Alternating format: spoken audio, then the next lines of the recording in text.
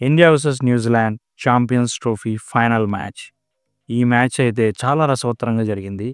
మెయిన్‌గా చూస్తే శ్రేయాస్ అయ్యర్, వరుణ్ చక్రవర్తి అద్భుతమైనటువంటి గేమ్ ప్లాన్‌తో ఇండియానైతే గెలిపించారనమాట. మొట్టమొదటిగా చూస్తే టాస్ మరొకసారి రోహిత్ శర్మ ఓడిపోయాడు. వరుసగా ఇది చాలా సార్లు ఓడిపోయాడనమాట. అండ్ ఒక రికార్డుని కూడా సృష్టించాడు రోహిత్ శర్మ టాస్‌లో ఓడిపోవడంలో. అండ్ ఈ మ్యాచ్‌లో న్యూజిలాండ్ ఇండియానైతే బ్యాటింగ్ ఆహ్వానించింది. బట్ వాళ్ళు చాలా మంచి గేమ్ ప్లాన్‌తో వచ్చారు. ఎందుకంటే మీరు పిచ్ మీద చూస్తే అస్సలు ఇంత కూడా గ్రాస్ లేదు. చాలా డ్రైగా ఉంది. సో స్వింగ్‌కి అయితే అనుకూలిస్తుందనమాట. దాన్ని దృష్టిలో పెట్టుకొని న్యూజిలాండ్ టాస్ గెలవగానే బౌలింగ్ అయితే తీసుకుంది.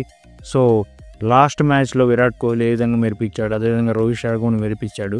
సో ఈసారి కూడా అదే కంటిన్యూ చేస్తారు అని అందరూ అనుకున్నారనమాట. బట్ ఫస్ట్ నుంచి కూడా న్యూజిలాండ్ బౌలర్స్ ఎంతో ప్రెషర్ పెట్టారు. బాల్ అయితే చాలా బాగా స్వింగ్ అవుతుంది. సో దాన్ని దృష్టిలో పెట్టుకొని ఆడాల్సి ఉంటుంది బ్యాట్స్మెన్. రోహిత్ శర్మ అయితే అదే ట్రై చేశాడు. బట్ అతను తనదైన శైలిలో కొన్ని 4-6లు అయితే కొట్టాడనమాట. అండ్ మరొకసారి శుభ్మన్ గిల్ అయితే నిరాశపరిచాడని చెప్పాలి.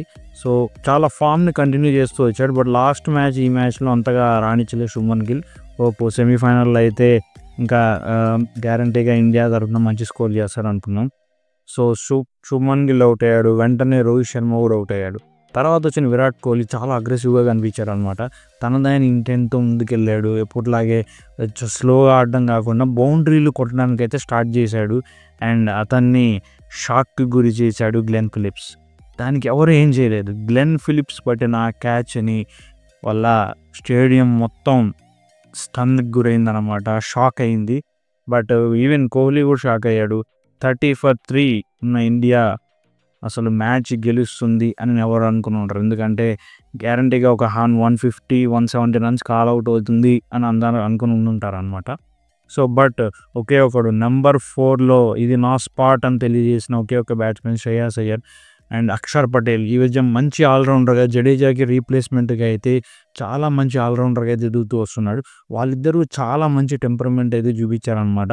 మెయిన్గా శ్రేయాస్ అయ్యర్ స్పిన్ బాగా ఆడతాడని ఒక పేరు అయితే ఉంది.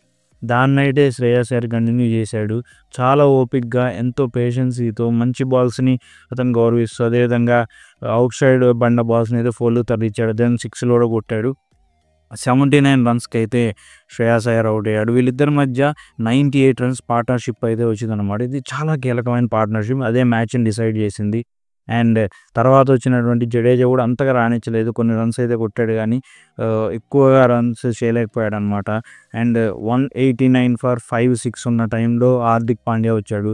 బట్ హార్దిక్ పాండ్యాకి తోడు అయితే ఎవరు లేరనమాట.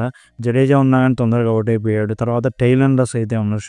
షమి అయితే మంచి ఒక పార్ట్నర్షిప్ అయితే మంచి సహకారం అందించాడు హార్దిక్ పాండ్యాకి. హార్దిక్ పాండ్యా చేసిన 45 రన్స్ డిసైడర్ అనమాట.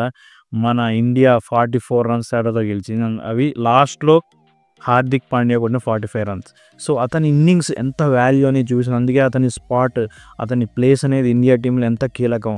One of the best allrounders India ever produced.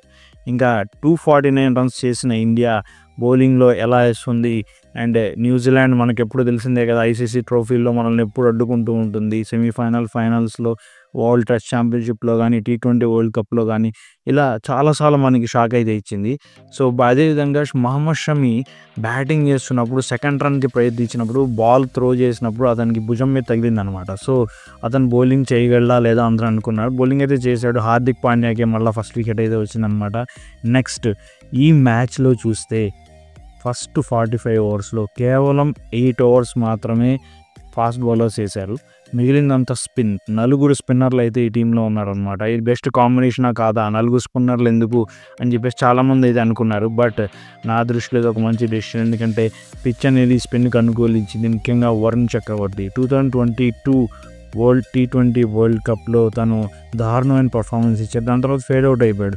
And తన బౌలింగ్ యాక్షన్ని చేంజ్ చేసుకొని చాలా ట్రైనింగ్ అయితే తీసుకొని తిరిగి ఐపీఎల్లో తన సత్తా చాటి మొన్న జరిగినటువంటి ఆస్ట్రేలియాతో జరిగినటువంటి ఇంగ్లాండ్తో జరిగిన T20 అండ్ వన్డే సిరీస్లో ఆడి నిరూపించుకుని గ్యారంటీగా అతని టీంలోకి తీసుకురావాల్సిందే అన్నటువంటి ఒక సిచ్యువేషన్ అయితే క్రియేట్ చేశాడు. అదిగాక బూమ్రా ఇంజ్యూర్ అవ్వడం కూడా అతనికి కలిసి వచ్చింది. అండ్ ఈ మ్యాచ్లో చాలా అద్భుతమైన పర్ఫార్మెన్స్ ఇచ్చాడు. ముఖ్యంగా చూస్తే జడేజా కూడా ఎంతో టైట్ బౌలింగ్ అయితే వేసాడు. అతను చాలా పేస్ చాలా ఎక్కువగా వేస్తూ ఉంటాడు. అండ్ అతను వేసిన ఓవర్స్ అని చాలా కీలకం, చాలా టైట్. అది ఒక్కొక్క సందర్భంలో ఏంటంటే అసలు న్యూజిలాండ్ సింగిల్స్ తీయడానికి కూడా వాళ్ళు చాలా కష్టపడ్డారు.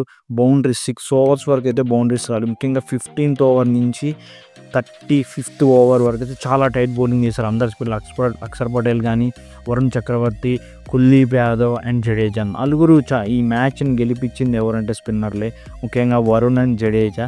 కుల్దీప్ వికెట్ తీసినా కానీ కొంచెం రన్స్ అయితే ఇచ్చాడు. బట్ జడేజా చాలా అద్భుతంగా చాలా టైట్ బౌలింగ్ చేశాడు. ఇంకా వరుణ్ చక్రవర్తి తన లెవెల్ని చూపించి మిస్టరీ స్పిన్నర్ అనేటువంటి ట్యాగ్కి అయితే అతను న్యాయం చేశాడని చెప్పుకోవాలన్నమాట. చాలా అద్భుతమైన బౌలింగ్ చేశాడు వరుణ్ చక్రవర్తి. అండ్ వరుణ్ చక్రవర్తి బౌలింగ్లో బ్రేస్వెల్ అవుట్ అయ్యాడు.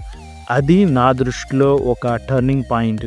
ఎందుకంటే అప్పుడు ఆల్రెడీ మీకు విలియమ్సన్ ఉన్నాడు, బ్రేస్వెల్ అవుట్ అయ్యాడు. అతనైతే రివ్యూ తీసుకొని ఉండుంటే అది నాట్ అవుట్. అండ్ బ్రేస్వెల్ ఎలా ఆడతాడో మనకు తెలిసిందే. ఇండియాపై ఒకసారి ఒక అద్భుతమైన ఇన్నింగ్స్ ఆడి ఇండియాకి నుంచి మ్యాచ్ని లాగేసుకున్నాడు అనమాట.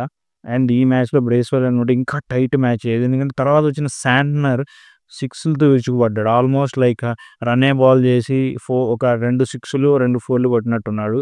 సో బట్ బ్రేస్వెల్ కనుక ఉండుంటే నాకు తెలిసి మ్యాచ్ చాలా క్లోజ్ అయ్యాడు. ఆల్మోస్ట్ లైక్ 10-15 రన్స్ క్లోజర్ దాకా ఇండియా వెళ్ళాల్సి వచ్చేది. ఏదేమైనా కానీ ఇండియా అద్భుతమైన విన్తో ఛాంపియన్స్ ట్రోఫీ గ్రూప్ స్టేజ్ని అయితే ముగించింది. నెక్స్ట్ మన ఆస్ట్రేలియాతో ఆడబోతున్నాం. ఆస్ట్రేలియా ఫ్లై అవుతుంది దుబాయ్కి. సో మరొకసారి ఆస్ట్రేలియాని మనం అడ్డుకోగలమా? 2023 వరల్డ్ కప్ ఫైనల్లో మనకి ఇచ్చిన షాక్కి తిరిగి వాళ్ళకి రివర్స్ షాక్ ఇవ్వగలమా లేదా అనేది ఎలా ఉండబోతోంది అనేది మరొక వీడియో మనం తెలుసుకుందాం. అప్పటి వరకు మీ ఛానల్ ఫస్ట్ టైం సబ్స్క్రైబ్ చేసుకోండి. Thank you so much. Good bye.